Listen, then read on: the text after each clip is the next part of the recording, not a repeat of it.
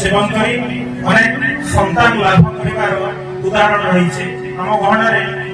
জ্যোৎস্না সাহু বলে মা জনে অছন্তি পারপদরু আসছন্তি। সে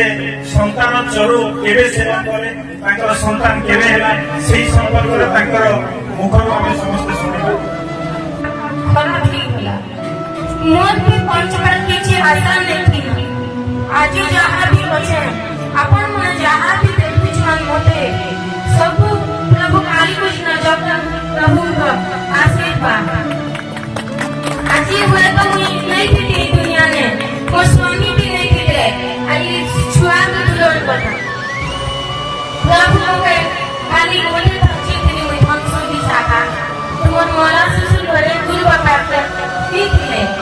तो सेठी मोते गुरु बाबा कहले तो सब रूप मोते दी दे और खाली तू मंत्र ना तुम मंत्र नहीं और किसी नहीं जानना ठीक है मैं पूजा भी नहीं करी जानी की जॉब नहीं जानी की ये भी ठीक करू कि भूल कर नहीं जानी